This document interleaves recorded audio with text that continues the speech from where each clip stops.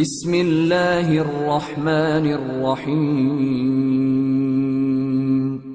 اسلام ایک عالمگیر تحریک کا نام ہے۔ مولوی سر پہ قرآن رکھ کے بتائے کہ اس پہ لوگ کس نے دیے ہیں اور اس پہ دولت کس نے دی۔ بسم اللہ۔ مارچ کا مہینہ ہے، بسم اللہ بابا، 23 مارچ کو ہمارے ملک پاکستان میں ایک دن منایا جاتا ہے، یوم قرارداد پاکستان۔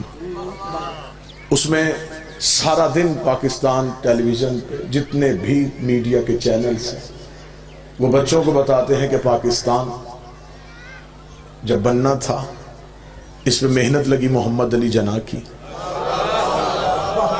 خواب تھا اقبال کا، دولت تھی راجہ صاحب محمود آباد۔ جس طریقے سے تو نے پاکستان کا فلسفہ لوگوں کو سنایا، ہمیں بتا کہ اسلام جب پھیلا اس میں محنت کس کی تھی، اس میں پیسہ کس کا تھا۔ بس ان ہستیوں کو چھپانے کے لیے مولوی نے کہانی شروع کر دی کہ سلام اس پر کہ جس کے گھر نہ بوری تھی نہ بستر تھا۔ جب تک یہ نعتیں پڑھی جاتی رہیں لوگ خاموش ہو کے یہ نعتیں سنیں گے، انہوں نے پتہ چلے گا کہ نبی تو غریب تھے، اسلام تو دولت سے نہیں پھیلا۔ ہمیں تیرے اندر کی چالاکی کا پتہ ہے، تو نے اس لیے کہا نبی کے گھر میں کچھ نہ تھا۔ اگر تو کہتا کچھ تھا پھر بتانا پڑتا وہ کچھ کس کا تھا۔ جو بول سکے وہ زحمت فرمائے۔ واجب الاحترام ہستیاں تشریف فرمائیں۔ بسم اللہ سرکار۔ مخدوم الملت میر کارواں جناب پیر بابا نزاکت شاہ جی دعا لینے کے لیے، بابا سید مظہر شرازی صاحب، میرے بھائی ملک علی رضا، بزرگ ذاکر ملک مرید صاحب، سارے مجھ سے سینئر ہیں۔ صرف اس لیے کہا کچھ نہ تھا، اگر کہتے کچھ تھا پھر بتانا پڑتا وہ کچھ کس کا تھا۔ وہ سیدوں کی ماں، وہ عرب کی عرب پتی بی بی، تاریخ عرب کہتی ہے جب نبی کے گھر آئی ہے خالی ہاتھ ہے۔ تو جو میری طرف کیجئے گا، میں بالکل آپ کی سوچوں سے کم وقت لوں گا۔ جب یہ نبی کے گھر آئی ہے پھر خالی ہاتھ نہیں آئی، دولت کے ڈھیر لے کے آئی ہے، سونے کے انبار لے کے آئی ہے، دولت کے ڈھیر لے کے آئی ہے، سونے کے انبار لے کے آئی ہے۔ مشتاق شاہ جی پڑھنے کے لیے نہیں آئے، سننے کے لیے آئے ہیں۔ دولت کے انبار لے کے آئی ہے، سونے کے ڈھیر لے کے آئی ہے، دولت کے انبار سونے کے ڈھیر لے کے یہ بی بی آئی ہے۔ اور تاریخیں کہتی ہیں جب یہ بی بی ہمارے نبی کے گھر آ گئی تو عرب کے گستاخ ننگی تلواریں لے کے نبی کے دروازے پہ کھڑے ہو کے اونچی آواز میں کہہ رہے تھے عبداللہ کے بیٹے ہم تجھے قتل کرنے آئے ہیں۔ پردے کے اندر بیٹھی سیدوں کی ماں نے کہا تھا مولا تو پریشان نہ ہونا، تیری جوتیوں کی قسم یہ جتنے تیرے دروازے میں بھونکنے آئے ہیں یہ سارے میرے قرضدار ہیں، یہ سارے میرے نمک خوار ہیں۔ بی بی نے آوازیں پہچان پہچان کے کہا تھا اور فلاں ابن فلاں بتا کہ تیرے باپ نے میرا اتنا قرضہ نہیں دینا، اور فلاں کا بیٹا بتا کیا تو میری نکرانی کا بیٹا نہیں ہے، اور فلاں کا بیٹا بتا کیا تو میرے مکروز کا بیٹا نہیں ہے۔ سب نے ہاتھ مانگا بی بی ہمیں نہیں پتا تھا کہ اندر تو بیٹھی ہے، اب بتا کیسے بچ سکتے ہیں۔ فرمایا تلواریں نیاموں میں واپس رکھو، ایک ہی طریقہ ہے محمد کے کلمے پڑھتے جاؤ، قرضے معاف کرواتے جاؤ۔ جو بول سکتے سارے بولا، ہاتھ اٹھا کے بولا حیدری۔ بسم اللہ سرکار، بسم اللہ، میرے محمد کے کلمے پڑھتے جاؤ۔ بسم اللہ سرکار، بسم اللہ سرکار، قرضے معاف کرواتے جاؤ، محمد کے کلمے پڑھتے جاؤ، قرضے معاف کرواتے جاؤ۔ بابا نزاکت شاہ جی کتنی ہماری اعلیٰ ظرفی ہے، ہم نے آج تک نہیں پوچھا کہ وہ بندے کون تھے جو قرضے معاف کروانے کے چکر میں مسلمان ہیں۔ یہ ہماری اعلیٰ ظرفی ہے، یہ ہماری اعلیٰ ظرفی ہے۔ ہم نے تم سے کبھی یہ سوال نہیں کیا کہ وہ بندے کون تھے جو قرضے معاف کر۔ ہر بندہ نبی کی محبت میں مسلمان نہیں ہوا۔ سارے مولا مل گئے حیدری۔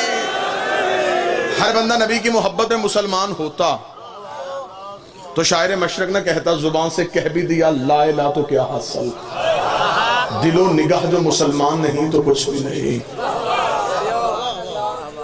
یہ سیدوں کی ماں جس کی دولت کے صدقے میں تو جو میری پورے رکھیں گے، اسلام امیر ہو گیا، عرب کی عرب پتی بی بی، بسم اللہ جی بسم اللہ سے، جس کے نوکروں کے شادی سننی ہے تو بابا درگام شاہ جی کا انتظار کریں گے جی آپ جی بسم اللہ سرکار، میرے محمد کے کلمے پڑھتے جاؤ، قرضے معاف کرو۔ یہ بی بی ہمارے نبی کے گھر آ گئی ہے، تاریخ عرب کہتی ہے یہ اتنی امیر تھی جس کے نوکروں کے خیموں کے رسے سونے کے ہوتے تھے، کنیزوں کی کمر کی بیٹیاں سونے کی ہوتی تھی۔ جب بی بی کا تجارت کا قافلہ گھر سے نکلتا، آخری اونٹ مکے سے نکل رہا ہوتا تھا، پہلا اونٹ یمن میں داخل ہو رہا ہوتا تھا۔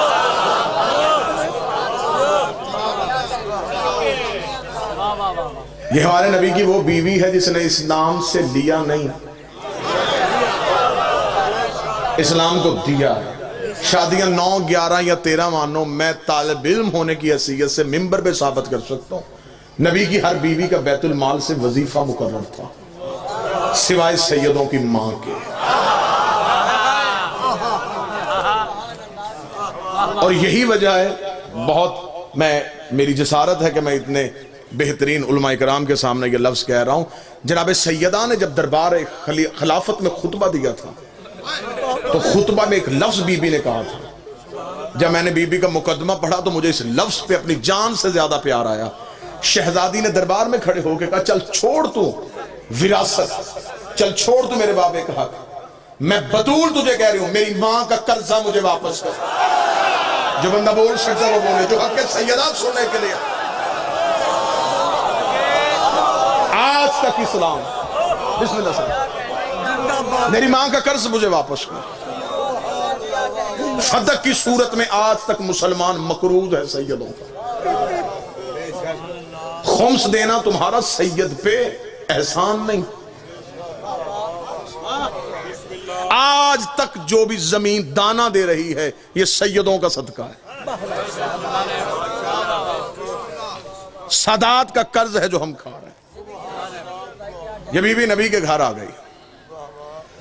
اس شہزادی کی کہانی یہ ہے، تاریخ یہ کہتی ہے کہ جب بی بی کا تجارت کا قافلہ گھر سے نکلتا نا جی، کیونکہ بہت وسیع تجارت تھی، اور جناب خدیجہ کے والد خویلد یہ بھی عرب کے امراء میں سے تھے، بہت امیر تھے۔ عربوں میں شعر و شاعری ہوتی تھی، یہ لڑائی بھی اشعار کی صورت میں کرتے تھے۔ علیزہ بھائی جب یہ بی بی ہمارے نبی کے گھر آ گئی ہے تو قریش کی عورتیں بی بی کے گھر آئیں اور انہوں نے آ کے عربی میں ایک شعر پڑھا اور شعر میں تانا دیا بی بی کو۔ انہوں نے کہا، خدیجہ باپ تیرا خویلد اتنا امیر تھا کہ اس کے سر کا شملہ عرش کو چھوتا تھا، اور تو یتیم عبداللہ کے گھر کنیز بن کے آ گئی ہے۔ بی بی کو تانا دیا کہ باپ تیرا اتنا امیر تھا کہ اس کے سر کا شملہ عرش کو چھوتا تھا، اور تو یتیم عبداللہ کے گھر کنیز بن کے آئی ہے۔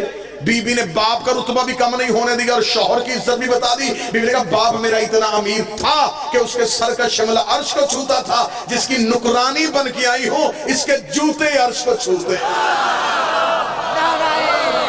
اس کی نعلین عرش کو چھوتا۔ یہ بی بی ہمارے نبی۔ جب بی بی کا تجارت کا قافلہ گھر سے نکلتا تو عرب کے چور، اچکے، لٹیرے، ڈاکو، ڈکیت رستے میں کھڑے ہو کے بی بی کے تجارت کے سامان میں سے مال چوری کر لیتے۔ یہ عربوں کی تہذیب تھی، عرب کا کلچر تھا۔ رات کے چور دن کے چودھری ہوتے تھے۔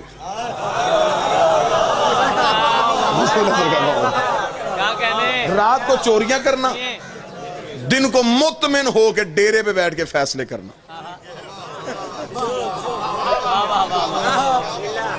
بی بی کا تجارت کا قافلہ آتا، یہ سامان چوری کر لیتے، ایک قافلہ لٹا، دوسرا قافلہ لٹا، تیسرا قافلہ لٹا۔ بار بار نوکر آ کے کہتے رہے کہ بی بی مکے کی گلیوں سے سامان چوری ہوتا ہے۔ چوتھے دن بابا مشتاق جی شریعت کی ملکہ نے حیا کا برقع سر پہ لیا، بابا عمران شاہ جی اپنے گھر سے نکلی، خرامہ خرامہ چلتی رک گئی آ کے ابو طالب کے ڈیرے کے دروازے پہ۔ آئے آئے جھنگ کا گرد و نواح میرے سامنے ہے۔ عرب میں جب کسی کا چولہا بھی نہیں جلتا تھا، علی کے باپ کا ڈیرا اس وقت بھی چلتا تھا۔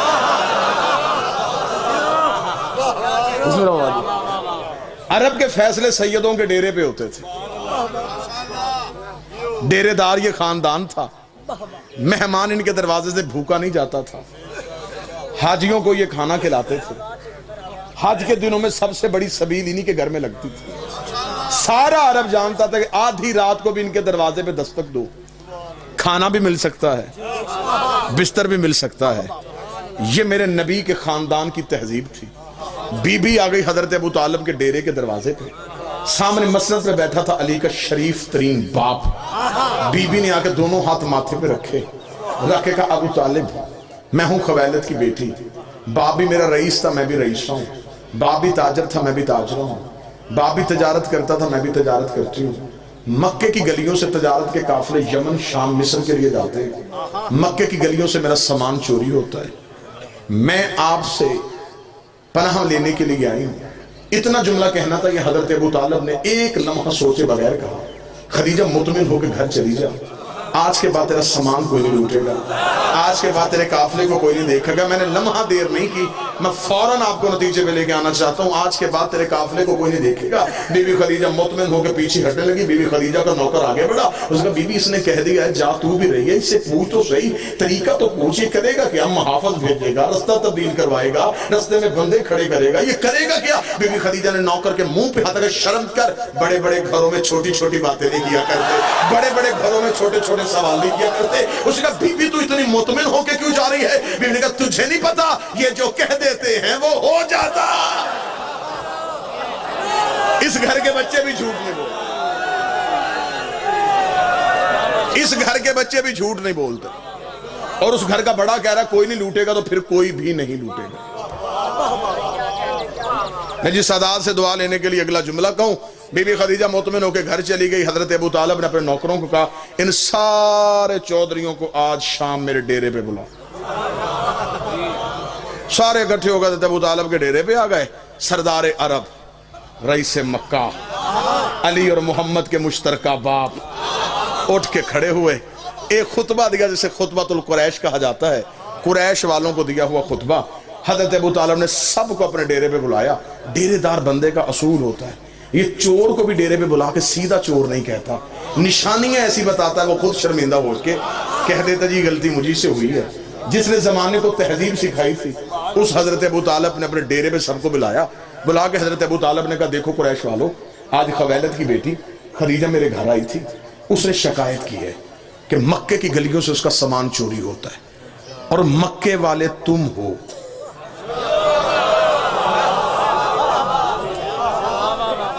لہٰذا میں یہ نہیں کہوں گا کہ کون چوری کرتا ہے, میں صرف تمہیں یہ سمجھانا چاہتا ہوں آئندہ سے قافلہ نہ لوٹنا. بابا جی یہ میں ہاتھ باندھ کے کہنے لگا ہوں, جتنے بھی ذاکرین واعظین ممبر پہ بیٹھے آخری بندے تک, یہ جملہ میرا نہیں, جملہ ہے حضرت عمران کا, جس کا بیٹا بولے تو نہج البلاغہ بنے, وہ باپ کتنا فصیح و بلیغ ہوگا. حضرت ابو طالب کا جملہ میری پوری زندگی کی خطابت پلڑے پہ رکھی جائے, یہ جملہ پھر بھی وزنی ہے. حضرت ابو طالب کا میں تمہیں گھر بلا کے صرف اتنا سمجھانا چاہتا ہوں, عورت کے قافلے لوٹنا کوئی مردانگی نہیں ہے.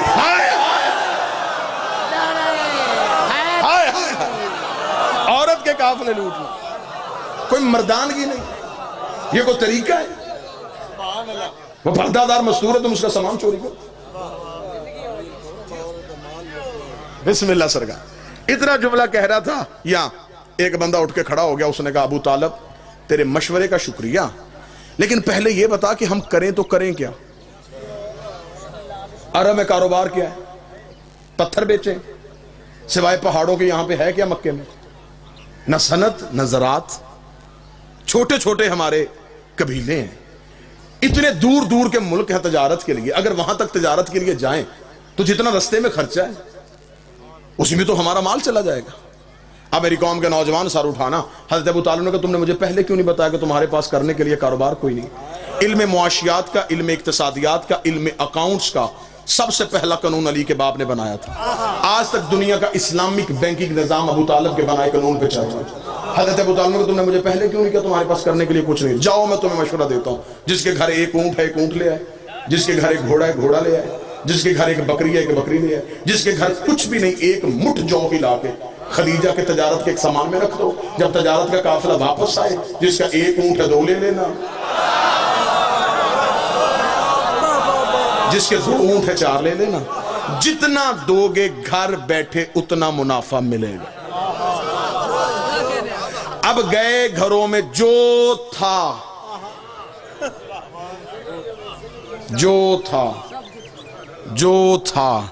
بابا جی اب مجھے معاف کر دیجئے گا، اب میں یہاں پہ جملہ چھپا نہیں سکتا، اب طریق نے یہاں پہ ڈنڈی ماری ہے، مورخ نے اسلامیات اور دینیات میں لکھا ہے فلاں بندہ اپنے گھر میں گیا، اس نے دیواروں پہ ہاتھ مارے، سوئی بھی نہ چھوڑی، سب کچھ اللہ کی راہ میں دے دیا، اس نے اتنے اونٹ اللہ کی راہ میں دے دیے، اس نے اتنے کنویں اللہ کی راہ میں دے دیے، قرآن منبر پہ لے کے آؤ، میں قرآن سر پہ رکھ کے طریق کا ضامن ہو کے اعلان کرنے کے لیے تیار ہوں، کسی نے بھی اللہ کی راہ میں نہیں دیا تھا، جس نے بھی دیا ڈبل کروانے کے چکر میں دیا،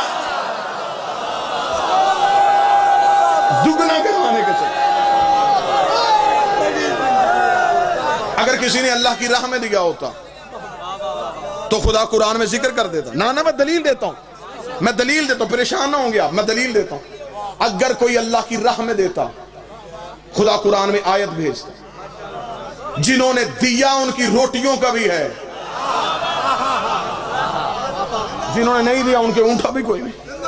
اب گئے جو تھا لا کے حضرت ابو طالب کے ڈیرے، شاید میں اسی موڑ پہ بات ختم کر دوں، بڑا بہترین بڑا لطیف سا خطابت کا ایک نقطہ آپ کے حوالے، بابا جی اب گئے جو تھا لا کے حضرت ابو طالب کے صحن میں رکھا، کہنے لگے ابو طالب ہم نہیں جانتے وہ کون ہے، سامان دیا تجھے، دگنا لینا ہے تیرے گھر سے آگے، حضرت ابو طالب کا سامان یہاں رکھو چلے جاؤ، جب تجارت کا قافلہ واپس آئے ادھر نہیں جانا، ادھر آنا، میں تمہیں یہ مال دگنا کر دوں گا۔ اب سامان رکھ کے چلے گئے، ایک بندہ بھی خاموش رہ گیا تو میں سمجھوں گا کہ میری محنت ضائع ہو گئی، سامان رکھ کے چلے گئے۔ حضرت ابو طالب نے مسکراتے ہوئے اپنے نوکر کو کہا، خدیجہ کے نوکروں کو بلا، بیوی خدیجہ کے نوکر آئے، حضرت ابو طالب کا سامان پورا کرو، یہی چوری ہوا تھا۔ ہائے ہائے ہائے ہائے ہائے ہائے ہائے، سامان پورا کرو،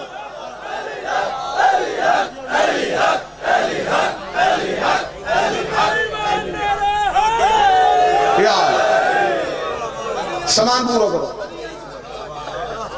بابا مشتاق شاہ جی تاریخ اسلام کی یہ پہلی ریکوری ہے جو پوری ہوئی ہے،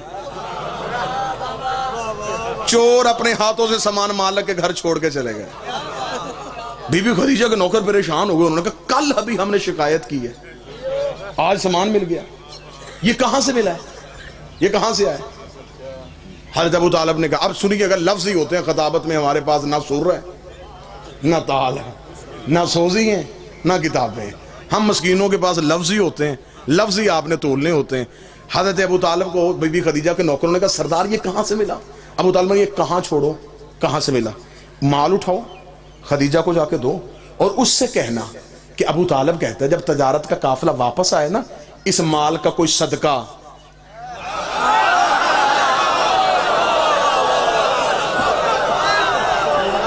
اس کا کوئی صدقہ انہیں دے دیں۔ ابھی اسلام نہیں آیا،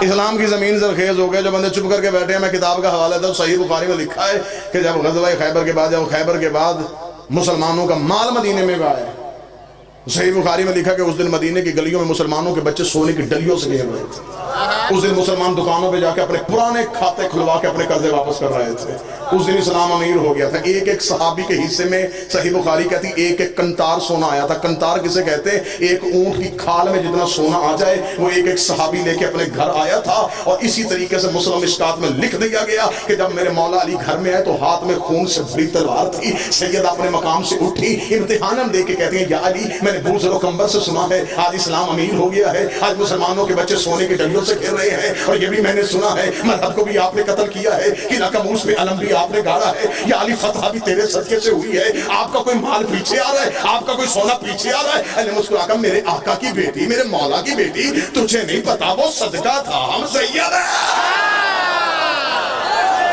وہ صدقہ تھا،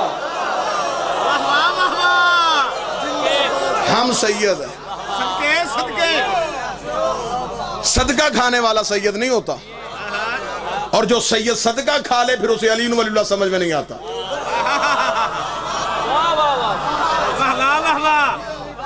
صدقہ سید کھا نہیں سکتا، اگر اندر چلا جائے پھر وہ پوچھتا رہتا ہے کہ جناب علی ولی اللہ کہاں لکھا ہے؟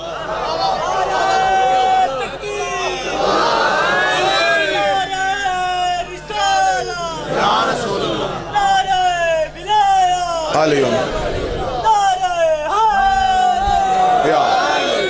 نہیں گفتگو کا تعلق، اس مال کا کوئی صدقہ نہیں دے۔ چلے گئے بی بی خدیجہ کے نوکر، جا کے بی بی کو خبر دی کہ بی بی سامان تو سارا مل گیا۔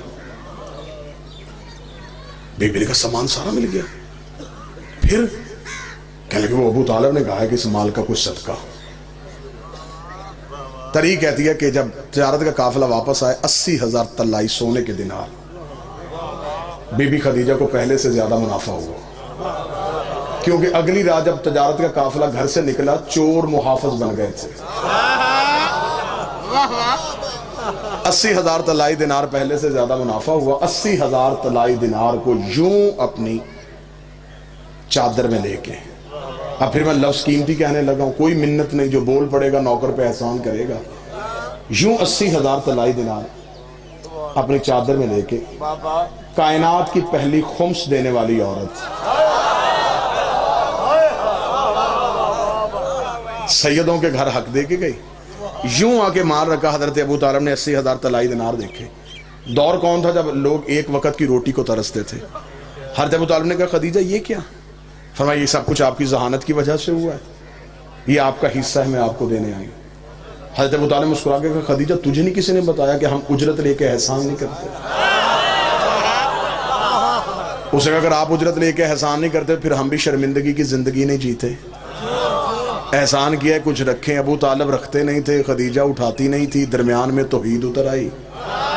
حضرت ابو طالب نے کہا احسان کرنا چاہتی ہے پر ایک احسان کر، بھتیجا میرا جوان ہے۔ حکم کیا تھا میرے بھائی نے، یہی سطر پڑھ دیتا ہوں، میرے بڑے بھائی عبداللہ کا بیٹا ہے، نام اس کا محمد ہے، اگلا جو تیرا تجارت کا قافلہ جائے اس میں میرا محمد ساتھ لے کے جانا، ہم تمہیں بتائیں کہ ہم کون ہوتے ہیں۔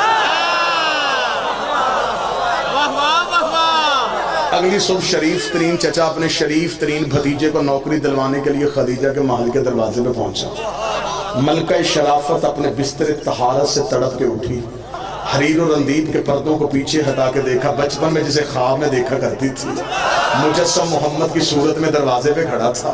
بی بی نے نوکروں کی لائن لگی ہوئی میں سے ایک نوکر کو اٹھایا، نام اس کا میسرہ تھا۔ بی بی دیکھ میسرہ اٹھ جا، یہ ہے سردار ابو طالب، یہ ہے اس کا بیٹا، اس نے آج رات قافلے میں ساتھ جانا ہے۔ میسرہ تیرا صرف ایک ہی کام ہے، نہ تو نے بوری اٹھانی ہے، نہ تو نے بوری رکھنی ہے، نہ تو نے مال بیچنا ہے، نہ تو نے نفع گننا ہے، نہ تجھے نقصان کا کوئی خطرہ ہونا چاہیے۔ میسرہ تو نے کوئی تجارت کا کام نہیں کرنا۔ بی بی پھر میں نے کرنا کیا ہے؟ بی بی کہتی تیرا صرف ایک ہی کام ہے، ذمہ داری میں تجھے دے کے بھیج رہی، تو نے اس محمد کے پیچھے سایہ بن کے رہنا ہے، اس محمد کے پیچھے سایہ بن کے رہنا ہے۔ مجھے واپس آ کے بتانا ہے اس کا اٹھنا کیسا ہے، اس کا بیٹھنا کیسا ہے، اس کا سونا کیسا ہے، اس کا جاگنا کیسا ہے، اس کا چلنا کیسا ہے، اس کے چلنے کے طریقے کیا ہیں، اس کے کھانے کے سلیقے کیا ہیں، اس کے پہننے کے آداب کیا ہیں، اس کے بولنے کا طریقہ کیا ہے۔ میسرہ سایہ بن کے پیچھے چلے جا۔ میسرہ نے ایک نظر پیغمبر کو دیکھا، پھر بی بی کو دیکھا، پھر پیغمبر کو دیکھا، پھر بی بی کو دیکھا، بی بی اس کا سایہ بنا رہی ہے، اس کا تو اپنا سایہ ہی کوئی نہیں ہے،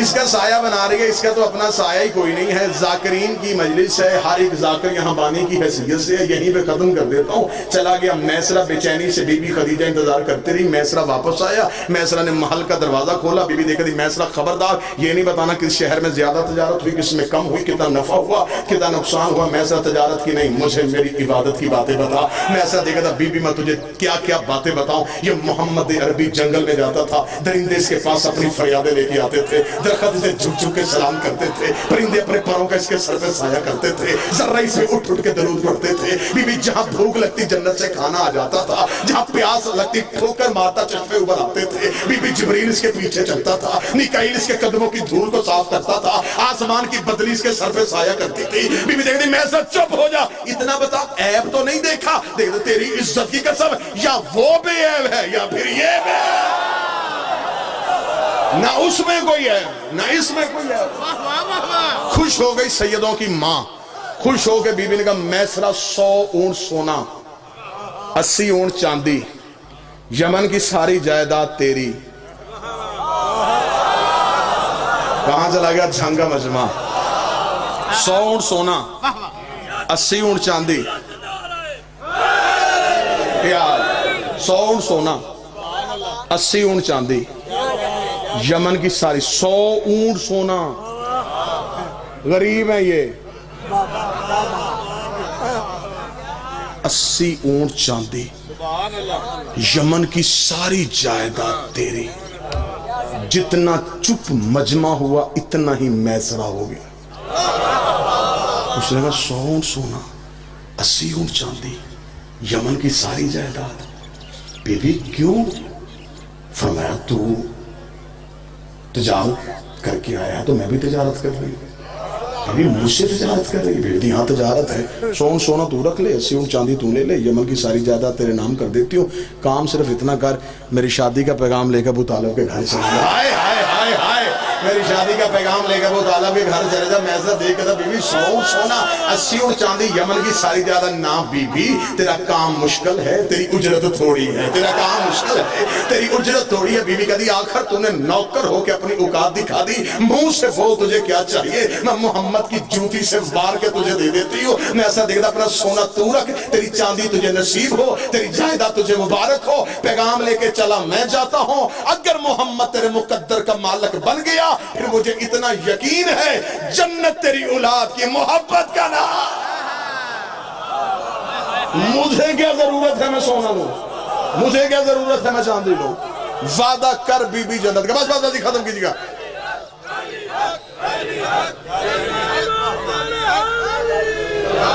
وعدہ کر بی بی جنت کا. وعدہ ہو گیا جنت کا. چلا گیا میسرہ. اب یہاں پہ چند بندوں کے ذہن پہ سوال آ گیا، وہ خطیب ہی کیا جو مجلس پڑھے اور چہرے نہ پڑھے. جی پیغام بی بی نے بھیجا. ہاں ہاں بی بی نے بھیجا. اگر پیغام نبی بھیجتے آج مولوی بھونک دیتا. مالدار جو تھی،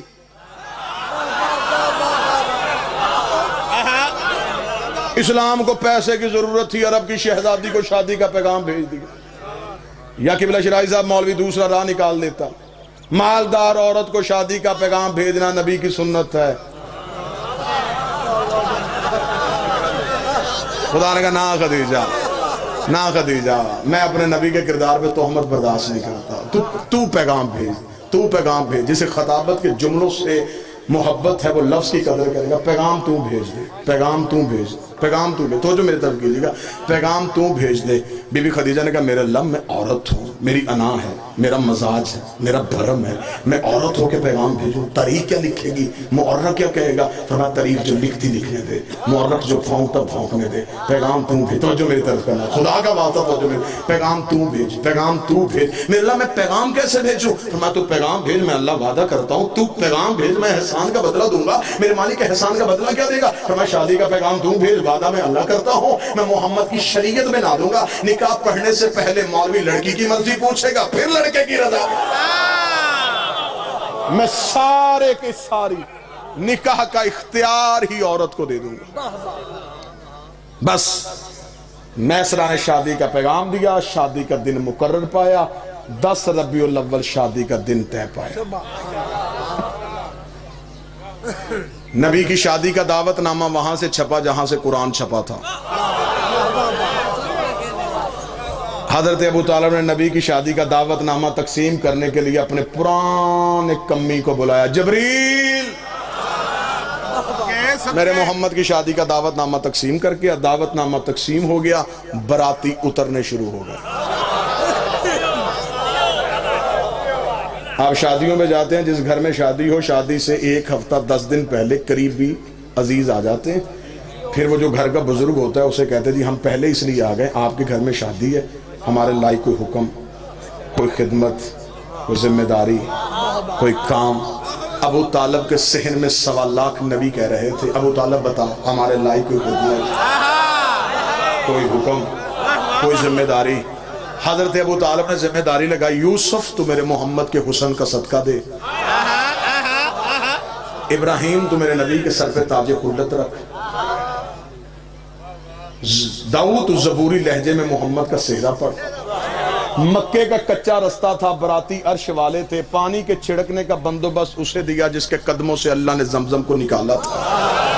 بس سرکار بالکل آخری جملہ آ گیا، بابا جی تشریف لے آئے، اتنے ذاکرین سے اتنا وقت لے لیا، ان سب سے میں معذرت خواہ ہوں۔ برات نبی کی گھر سے نکلی، جب دلہا اپنے گھر سے نکلا، یاسین کا سکرہ، مزمل کی مہندی، طٰہٰ کی لڑیاں، یمشون رز کی لڑین، انما یرید اللہ کی چادر، انما ولیکم اللہ کی انگوٹھی، قل اعوذ برب الفلق کی دھوئی۔ ابو طالب ہاتھ پکڑ کے کہا، اور رب کے گستاخو دروازے کھول کے دیکھو، عبداللہ کے یتیم کی نہیں، میرے سردار کی برات آئے۔ سج کے دھج کے برات ابو طالب کے گھر میں پہنچی۔ ابو طالب کے گھر سے نکل کے برات جب بی بی خدیجہ کے آنگن کے دروازے پہ پہنچی، براتیوں کا روب تھم گیا۔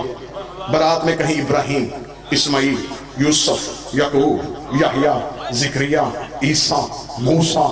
جب برات بی بی کے دروازے پہنچی، استقبال کرنے والیوں میں کہیں مریم، کہیں حوا، کہیں آسیہ، کہیں سارہ۔ برات کو بٹھا دیا گیا۔ اب آ گیا نبی کا وقت نکاح۔ اب پھنس گیا مولوی، اب پھنس گیا مولوی۔ اب ہمیں صرف اتنا بتا، نکاح کس نے پڑھا؟ کملی والے کا نکاح کس نے پڑھا؟ میٹھے مدنی کا نکاح کس نے پڑھا؟ سونے نبی کا نکاح کس نے پڑھا؟ کیونکہ جس وقت نکاح ہو رہا اس وقت کسی کا باپ بھی مسلمان نہیں تھا، تو مرضی کا نام فٹ کر لیتا، لیکن ان میں سے کوئی بھی نہیں تھا، وہ بہت بعد میں آئے ہیں۔ 3 کتابوں کے حوالے، 1 2 3 4 5 6 ویڈیو کیمرے کی موجودگی میں 3 کتابوں کے حوالے۔ تاریخ طبری 1، سیرت ہشام 2، سیرت حلبیہ 3۔ تینوں کتابیں اہل سنت بھائیوں کی، تینوں کتابیں برادران اہل سنت کی۔ تینوں کتابوں میں لکھا ہے کہ حضرت ابو طالب نبی اور بی بی خدیجہ کے درمیان بیٹھ کے حضرت ابو طالب نے کہا، الحمدللہ الذی جعلنا من ذریۃ ابراہیم ونسل اسماعیل واحکاما للناس وابن الصفا وابن مروہ وختم النبیین من راسہ ھذا اخی محمد ابن عبداللہ ھذا شرفا ونبلا وفضلا کثیرا۔ حضرت ابو طالب نے دونوں کے درمیان بیٹھ کر تعریف اس اللہ کی جس نے ہمیں ابراہیم کی اولاد میں رکھا، جس نے ہمیں ابراہیم کی اولاد میں رکھا، جس نے ہمیں ابراہیم کی اولاد میں رکھا، جس نے ہمیں اسماعیل کی نسل میں رکھا، واحکاما للناس، ہمیں انسانوں کا حاکم بنا کے بھیجا۔ اللہ نے ہمارے سروں پہ تاج نبوت کو سجایا ہوا ہے، کعبے کی چابی ہمارے گھر پڑی ہے، حاجیوں کا کھانا ہم کھلاتے ہیں، اور یہ میرے بڑے بھائی عبداللہ کا بیٹا محمد ہے، حاضر شرفا و نبلا و فضل کثیرا۔ پورے عرب میں اس سے بڑا شریف کوئی نہیں ہے، پورے عرب میں اس کی فضیلت کا ثانی کوئی نہیں ہے۔ میں اسے ساتھ لے کے تمہارے قبیلے کی باعزت محترمہ مکرمہ بی بی خدیجہ سے اس کا نکاح کروانے کے لیے آیا ہوں۔ یہ جملہ کہنے کے بعد حضرت ابو طالب اپنے مقام سے اٹھ کے کھڑے ہوئے، بی بی خدیجہ کے پورے خاندان کی آنکھوں میں آنکھیں ڈال کے حضرت ابو طالب نے کہا، اے خاندان خویلد، حق میں ہے تم بتاؤ، رقم میں ادا کر دیتا ہوں، حق میں ہے تم بتاؤ، رقم میں ادا کرتا ہوں۔ آؤ حضرت ابو طالب سے پوچھیں، مولا کس خاندان سے کہہ رہا ہے جن کے رستے میں ایرانی قلین بچتے ہیں، جن کے نوکروں کے خیموں کے رستے سونے کے ہوتے ہیں؟ مولا زمینیں مانگ لی کہاں سے دے گا، آسمان مانگ لیا کہاں سے دے گا؟ ابو طالب کا گستاخ نہ بن، اللہ نے کائنات میں وہ چیز پیدا ہی نہیں کی جس میں میرے علی کی حکومت ہے۔